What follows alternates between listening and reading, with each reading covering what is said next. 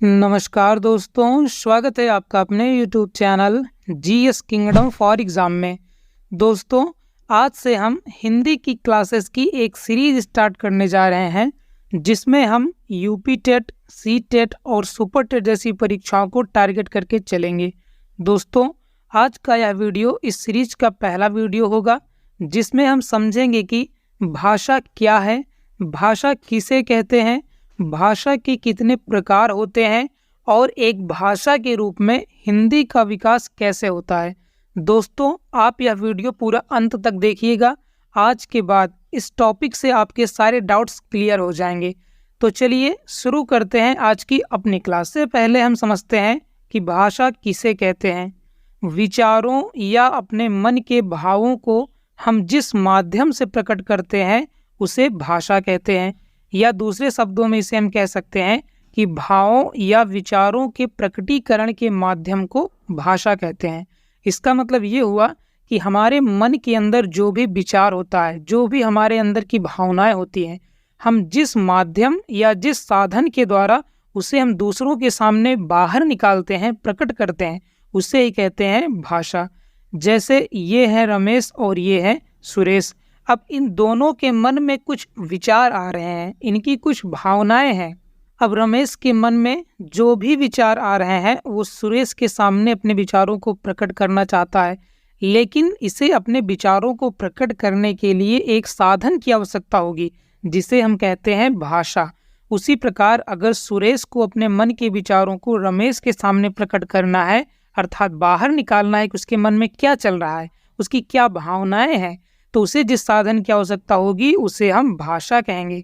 इसीलिए कहते हैं कि भावों या विचारों के प्रकटीकरण के माध्यम को भाषा कहते हैं। तो ये तो हमने समझ लिया कि भाषा किसे कहते हैं। आइए अब समझते हैं कि भाषा कितने प्रकार की होती है। भाषा मुख्य रूप से 3 प्रकार की होती है। पहली होती है मौखिक भाषा, दूसरी होती है लिखित भाषा और तीसरी होती है सांकेतिक भाषा। अगर रमेश को सुरेश के सामने अपने विचारों को प्रकट करना है तो बोलकर भी बता सकता है कि उसकी क्या विचार हैं, उसकी क्या भावनाएं हैं, ये हो जाएगी मौखिक भाषा। या तो रमेश एक कागज में अपनी भावनाओं को लिखकर सुरेश को बता सकता है, ये हो जाएगी लिखित भाषा। या तो वो संकेतों के द्वारा या इशारों के माध्यम से भी अपनी बात को, अपने मन की भावनाओं को, विचारों को सुरेश को समझा सकता है, तो उसे हम कहेंगे सांकेतिक भाषा। तो भाषा के कितने रूप होते हैं? 3 रूप होते हैं, मौखिक भाषा, लिखित भाषा और सांकेतिक भाषा। आइए अब हम एक एक करके इन तीनों को डिटेल में समझते हैं। पहली है मौखिक भाषा। इसकी परिभाषा देखते हैं। जब कोई व्यक्ति अपने विचारों का आदान प्रदान बोल कर करता है और सामने वाला उसे सुनकर ग्रहण करता है तो उसे मौखिक भाषा कहते हैं। जैसे रेडियो द्वारा समाचार सुनना, टेलीफोन से बात करना, नेता द्वारा सभा को संबोधित करना तथा प्रत्यक्ष साक्षात्कार आदि। जैसे आप रेडियो पे समाचार सुनते हैं तो दूर कहीं पे बैठ के कोई आदमी बोल रहा होता है और वो अपनी बात को आप तक कैसे पहुंचा रहा है? बोल कर पहुंचा रहा है। आप टेलीफोन पर कैसे बात करते हैं? बोल कर करते हैं, और सामने वाला सुनकर आपके विचारों को ग्रहण करता है। जैसे नेता किसी सभा को संबोधित करते हैं, वो भी हो गया क्या? मौखिक भाषा। जब आप कोई इंटरव्यू देने जाते हैं तो आप अपने मन के विचारों को, उन जो पूछते हैं सामने से, आप उसका उत्तर कैसे देते हैं? बोल कर देते हैं, और सामने वाला सुनकर ग्रहण करता है। तो ये तो हो गई मौखिक भाषा। आइए अब हम देखते हैं कि लिखित भाषा क्या होती है। जब कोई व्यक्ति अपने विचारों का आदान प्रदान लिख कर करता है तथा सामने वाला उसे पढ़ कर ग्रहण करता है तो उसे लिखित भाषा कहते हैं। जैसे समाचार पत्र हो गया, आप न्यूज़पेपर पढ़ते हैं तो जो न्यूज़पेपर का संपादक होता है वो अपने मन के विचारों को या जो भी खबर होती है आप तक कैसे पहुंचा रहा है? वो लिख कर पहुंचा रहा है और आप पढ़कर उसे समझ रहे हैं, तो ये हो जाएगी लिखित भाषा। उसी प्रकार पत्रिकाएं, पुस्तकें, ये सब किस में आ जाएंगी? लिखित भाषा में। आइए आगे समझते हैं सांकेतिक भाषा। जब कोई व्यक्ति अपने विचारों का आदान प्रदान न तो बोल कर करता है और ना ही लिख कर करता है, बल्कि संकेतों या इशारों के माध्यम से करता है, तो उसे सांकेतिक भाषा कहते हैं। जैसे ट्रैफिक पुलिस, अगर चौराहे पर एक ट्रैफिक पुलिस खड़ा है तो कुछ बोलता तो नहीं है और ना ही लिख कर कुछ बताता है, लेकिन वो हाथ दिखाएगा तो आप समझ जाएंगे कि आपको किधर मुड़ना है, उस तरफ मुड़ना है, क्योंकि उसने इशारों के द्वारा आपको समझा दिया। जैसे गाड़ी का हॉर्न हो गया, आपको कोई हॉर्न देता है तो आप बगल हो जाते हैं। उसने बगल होने के लिए तो नहीं कहा, लेकिन आप इशारे से समझ गए कि किसका साइन है, किसका चिन्ह है, ये बगल होने के लिए कह रहा है। जैसे सीटी हो गई, सड़क के किनारे लगे पत्थरों के चिन्ह, आपने देखा होगा कि सड़क के किनारे पत्थरों के चिन्ह लगे रहते हैं, जो बता देता है कि आगे मोड़ है, आगे पुल बन रहा है।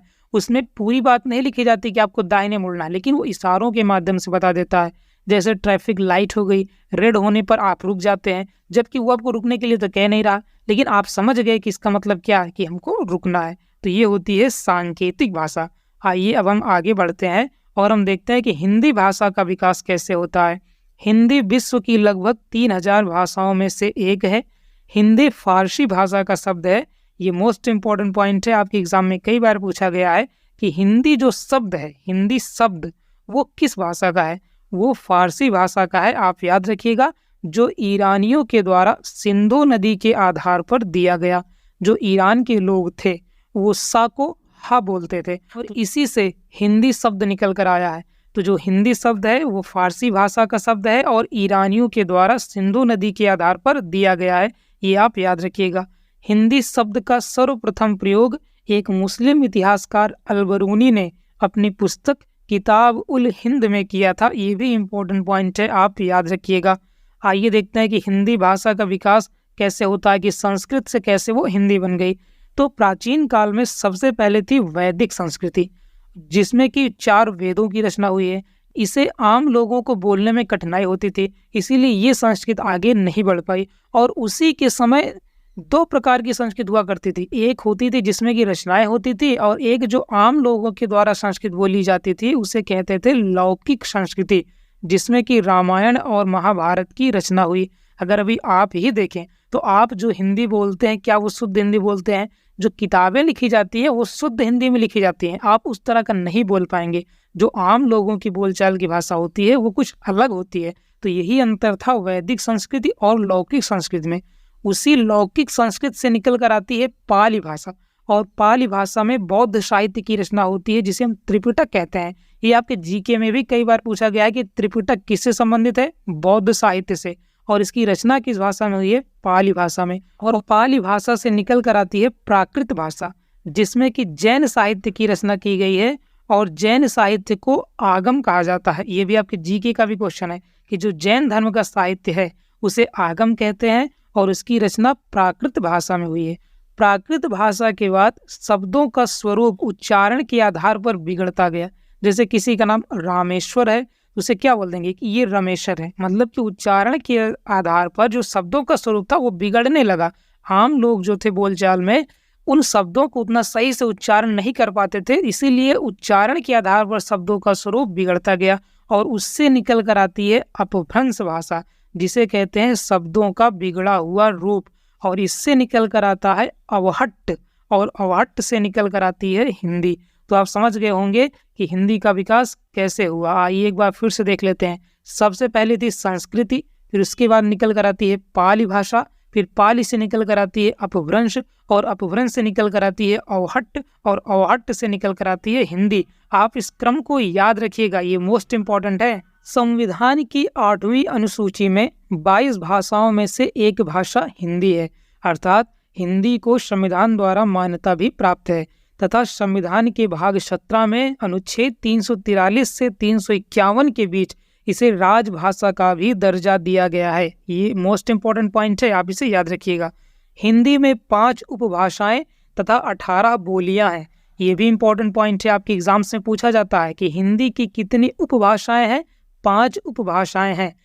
अगर आप इन 5 उपभाषाओं को भी डिटेल में पढ़ना चाहते हैं तो आप कमेंट कीजिएगा, हम इस पर भी एक अलग से वीडियो बना देंगे कि सभी उपभाषाओं से बोलियां कैसे निकल कर आती हैं, बोलियां से उपबोली कैसे बनती है।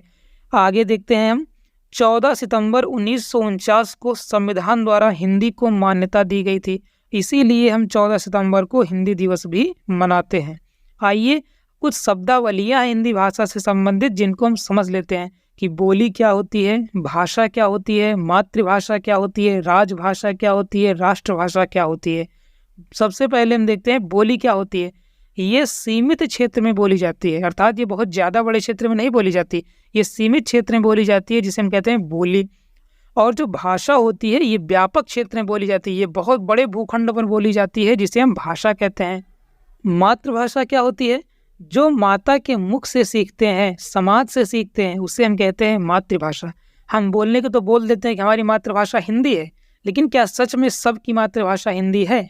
किसी की मातृभाषा अवधी होती है, किसी की बुंदेली होती है, किसी की ब्रज भाषा होती है। सबकी मातृभाषा अलग अलग होती है, लेकिन हम हिंदी क्यों बोल देते हैं? क्योंकि ये सभी भाषाएं हिंदी से ही निकल कर आई हैं। हिंदी की उपभाषाओं से बोलियां बनती हैं, फिर उपबोलियां बनती हैं, इसीलिए हम कह देते हैं कि हमारी मातृभाषा हिंदी है। लेकिन अगर हम डिटेल में देखें तो किसी की मातृभाषा अवधी, किसी की ब्रज भाषा, किसी की बुंदेली, सबकी अलग अलग होती है। राजभाषा किसे कहते हैं? जिस भाषा में किसी देश या राज्य का शासन चलाया जाता है उसे कहते हैं राजभाषा। राष्ट्रभाषा क्या होती है? किसी राष्ट्र या वहाँ की अधिकांश जनता द्वारा बोली जाने वाली भाषा, उसे कहते हैं राष्ट्रभाषा। हिंदी से संबंधित कुछ दिवस हम देख लेते हैं जो आपके एग्जाम में बार बार पूछे जाते हैं। जैसे कि हिंदी दिवस कब मनाया जाता है? 14 सितंबर को। क्यों? विश्व हिंदी दिवस कब मनाया जाता है? तो ये 10 जनवरी को मनाया जाता है। अगर आपसे केवल हिंदी दिवस पूछता है तो 14 सितंबर, विश्व हिंदी दिवस पूछेगा तब 10 जनवरी। अंतर्राष्ट्रीय मातृभाषा दिवस कब मनाया जाता है? 21 फरवरी को। तो दोस्तों ये सीरीज का पहला वीडियो था। आपको यह वीडियो कैसा लगा हमें कमेंट करके ज़रूर बताइएगा। और अगर आप चाहते हैं कि इसके साथ साथ हम ईवीएस और सीडीपी की क्लासेस भी स्टार्ट करें तो आप उसके लिए भी कमेंट कीजिएगा। हम ईवीएस और सीडीपी की क्लास भी स्टार्ट करेंगे। और अगर आप हमारे चैनल पर नए हैं तो चैनल को सब्सक्राइब करके बेल आइकन को जरूर प्रेस कर दीजिएगा, ताकि आने वाली सभी वीडियो नोटिफिकेशन आपको मिल सके। नेक्स्ट वीडियो में हम वर्णमाला को डिटेल में पढ़ेंगे और ये सीरीज कंटिन्यू रहेगी। तब तक के लिए जय हिंद, जय भारत।